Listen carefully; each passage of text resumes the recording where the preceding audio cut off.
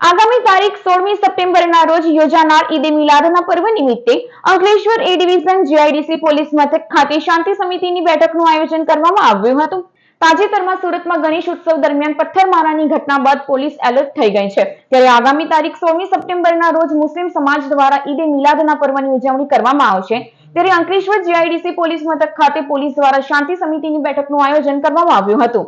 ઈદે મિલાદના પર્વ નિમિત્તે ભવ્ય જુલુસ કાઢવામાં આવશે, ત્યારે કોમી એખલાસભર્યા વાતાવરણમાં આ તહેવાર ઉજવાય તે માટે પોલીસ દ્વારા શાંતિ સમિતિના સભ્યોને અપીલ કરવામાં આવી હતી। અંકલેશ્વરમાં ઢઢાલ, સારંગપુર તેમજ જીઆઈડીસીના વિવિધ વિસ્તારોમાંથી જુલુસ પસાર થશે। આ દરમિયાન ચુસ્ત પોલીસ બંદોબસ્ત પણ ગોઠવાશે। ये तो खास है कि आपने जो सूरत बनियो है वो क्या ना बनो। बीजो तुम्हारी आपकी रैली जहाँ से निकल रही है उसमें बीच में गणपति के पंडाल भी आएंगे। दोनों धर्मों का ये आस्था का वो है। आपके रैली में जितने भी शामिल हो वो सब आपके कंट्रोल में होने चाहिए। ईद मिलादुन नबी सल्लल्लाहु ताला अलैहि वसल्लम मनावવામાં આવશે। અલ્હમ્દુલિલ્લાહ અમે ડઢાલ સારંગપુર જીઆઈડીસી પોલીસ સ્ટેશન તરફથી અમને એની અનુમતિ મળેલી છે। અમે શાંતિ અમન પસંદીથી જુલુસ મોહમ્મદી સલ્લલ્લાહુ તાલા અલૈહિ વસલ્લમનું આયોજન કરવાના છે ને અમનથી મોહબ્બતથી એ જુલુસને અમે અમારા રૂટ પર લઈ જઈશું।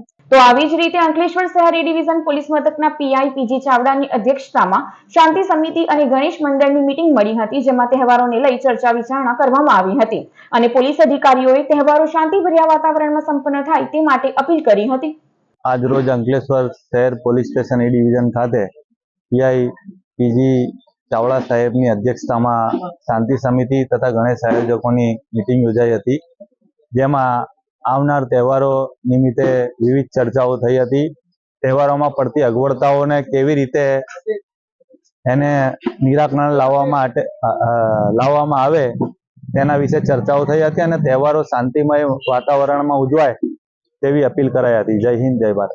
આવનાર ગણેશ વિસર્જન અને આવનાર ઈદે મિલાદનો જે કાર્યક્રમ છે એ શાંતિથી અને સારી રીતે ઉજવાય એ માટે અંકલેશ્વર એ ડિવિઝન પોલીસ સ્ટેશન ખાતે પીઆઈ ચાવડા સાહેબે એક મિટિંગનું આયોજન કર્યું હતું અને એમાં સૌ મંડળો અને સૌ ઈદે મિલાદના જે પણ આગેવાનો હતા અને શાંતિ સમિતિના જે પણ આગેવાનો હતા હાજર રહ્યા હતા અને ઉત્સવ સારી રીતે ઉજવાય એ માટેની અપીલ કરી હતી અને બધાએ શાંતિથી સાંભળીને અમલ કર્યો હતો।